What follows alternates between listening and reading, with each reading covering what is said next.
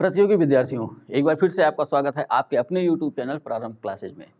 10 कवार series 2 10 question कल आपको दिया गया था। उम्मीद है कि आप लोगों ने उन क्वेश्चंस का आंसर लिखा होगा और पिछले 10 क्वेश्चन के जो कल आंसर बताए गए थे उसको ध्यान से लिख लीजिएगा। ठीक है, चलते हैं 3 तारीख के क्वेश्चन पे और देखते हैं उनका आंसर क्या होगा। अपने अपने आंसर का मिलान करिए। पहला क्वेश्चन अपना था, मार्ले मिंटो सुधार अधिनियम किस समिति की रिपोर्ट पर आधारित था। ठीक है, तो जैसा कि कल हम लोगों ने देखा था, मार्ले कौन थे? भारत सचिव थे। मिंटो कौन थे? वायसराय थे। ठीक है, तो ये जो 1909 का अधिनियम बना उसी का चर्चित नाम है ना मार्ले मिंटो सुधार। तो ध्यान रख लेना है कि 1909 का अधिनियम लाने के पीछे कई चीज़ें थी। सुधार क्यों जोड़ा गया? सीधे अधिनियम कह सकते थे। रीजन ये था कि बंगाल विभाजन, उसके बाद होने वाला स्वदेशी आंदोलन, कांग्रेस का बढ़ता प्रभुत्व, ये सारी चीज़ें वो मैटर थी जिससे अंग्रेजों को लगा कि अब कुछ न कुछ ऐसी चीज़ें करनी चाहिए जिससे भारतीय थोड़ा सा संतुष्ट हो। ठीक है, तो ये एक कमेटी बनाई गई ब्रिटेन में जिसका नाम था सर अरुणडेल समिति या अरुणडेल कमेटी। ठीक है, तो इसने अनुशंसा की इसकी, तो इसी अनुशंसा के आधार पर मार्ले मिंटो सुधार ये लागू किया गया और इसको नाम दिया गया भारत शासन अधिनियम या भारत सरकार अधिनियम 1909। ठीक है, नेक्स्ट क्वेश्चन देखते हैं, किस भारत परिषद अधिनियम द्वारा भारत में मुसलमानों के लिए पृथक मताधिकार तथा पृथक निर्वाचक क्षेत्र की व्यवस्था की गई। ठीक है, इसका भी आंसर वही है, सबसे चर्चित क्वेश्चन है 1909 का, कई बार पूछा हुआ है। ठीक है, कि मुस्लिमों के लिए पृथक निर्वाचक मंडल और पृथक निर्वाचन क्षेत्र, ये दोनों चीज ध्यान में रखना है कि व्यवस्था अनुच्छेद भारत परिषद अधिनियम 1909। ठीक है, था क्या ये? यहाँ पे व्यवस्था ये थी कि जिस क्षेत्र को यहाँ मुस्लिम क्षेत्र ऐसा घोषित किया जाता था वहाँ मुस्लिम ही चुनाव में खड़ा होता और मुस्लिम ही उसको मतदान करते, इसीलिए इसको कहा गया पृथक निर्वाचन मताधिकार या पृथक निर्वाचन क्षेत्र। ठीक है, थर्ड क्वेश्चन देखते हैं, किस अधिनियम द्वारा सर्वप्रथम भारत परिषद तथा वायसराय की कार्यकारिणी परिषद में भारतीय सदस्यों को शामिल किया? तो 1909 का ये अधिनियम था। अभी जैसा कि मैंने पीछे बताया कि 1905 भारत विभाजन, स्वदेशी आंदोलन, ये वो कारण थे कि अब अंग्रेजों को लगने लगा कि भारतीयों को अगर हम इसमें नहीं शामिल करेंगे तो हो सकता है कि विद्रोह की स्थिति बन जाए। वहीं ये वो दौर था जब क्रांतिकारी व्यवस्थाएं भी आगे बढ़ रही थी, कुछ क्रांतिकारी भी सामने आ रहे थे। ठीक है, तो यहाँ ध्यान रखना है।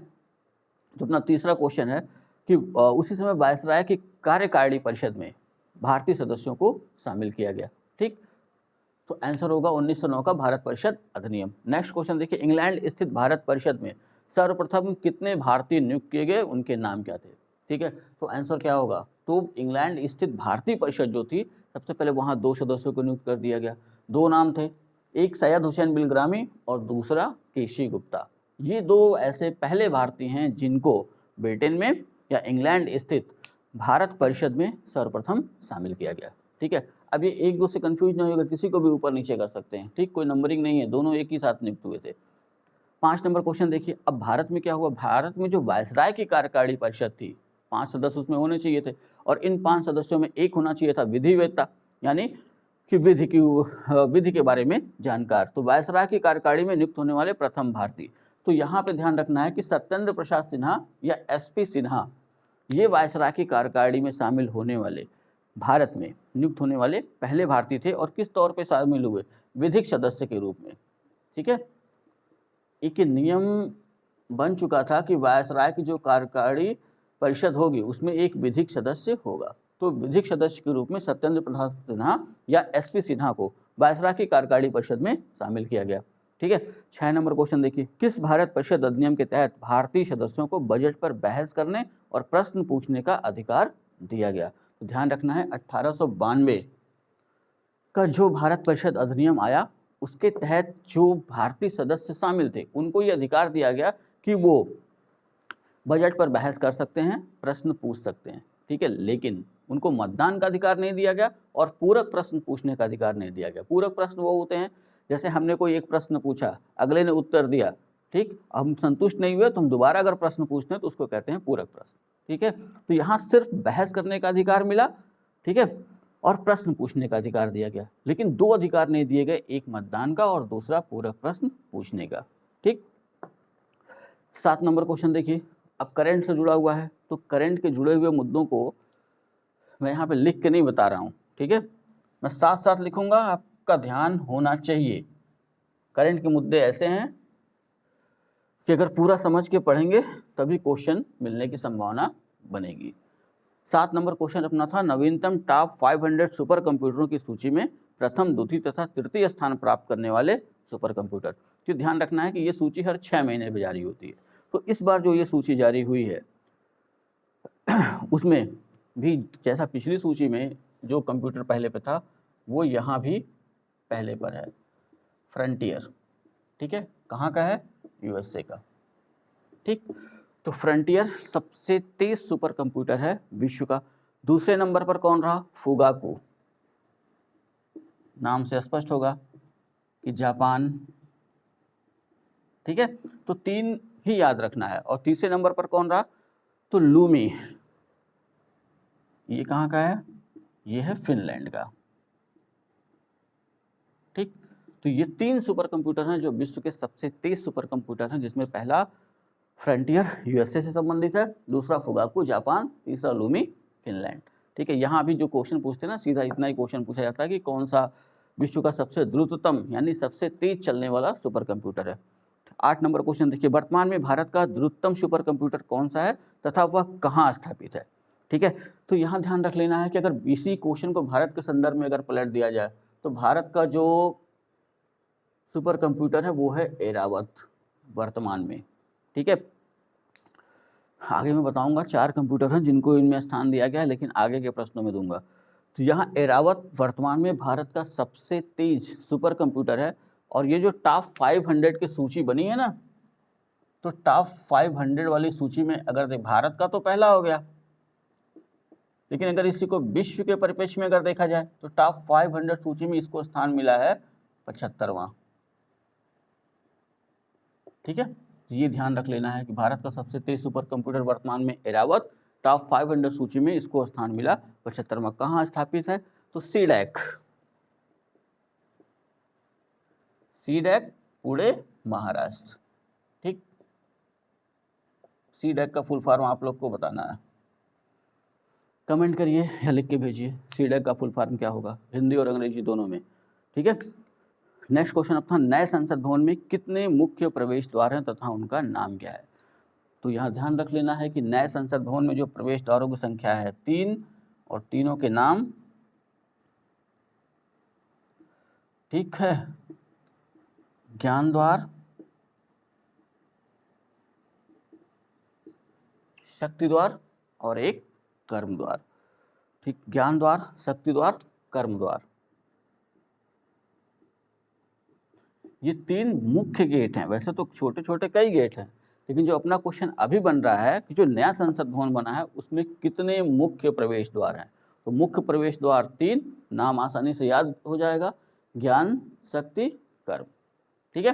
10 नंबर क्वेश्चन पे आइए, नए संसद भवन के लोकसभा तथा राज्यसभा का आंतरिक हिस्सा किस पशु, पक्षी या फूल पर आधारित है, ठीक है। तो एक एक करके देखते हैं। पहले लोकसभा का आंतरिक हिस्सा का मतलब कि जैसे हम संसद भवन में अंदर घुसे तो लोकसभा के लिए जो कक्ष बनाया गया है उस कक्ष की आंतरिक संरचना अंदर से देखने पे वो कैसा प्रतीत हो रहा है, ठीक है। तो वहाँ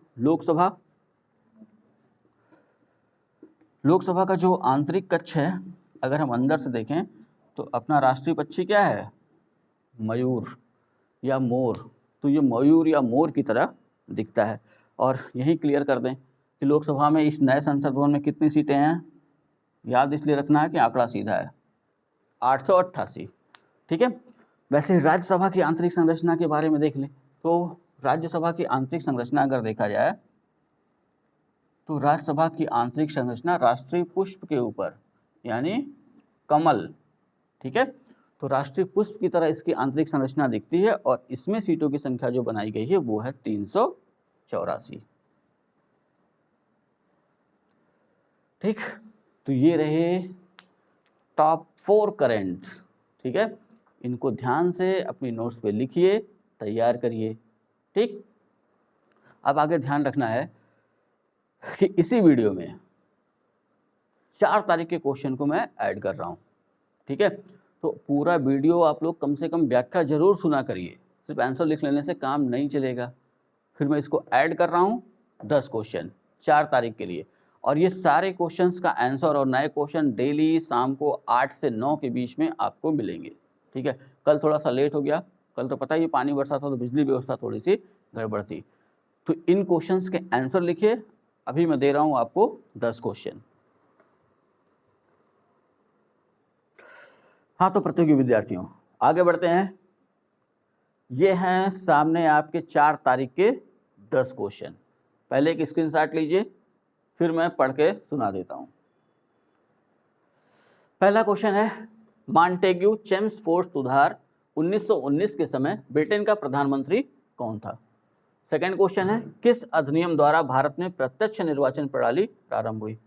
तीसरा क्वेश्चन, किस अधिनियम द्वारा केंद्र में द्विसदनीय व्यवस्था स्थापित की गई, इन सदनों के नाम क्या क्या थे।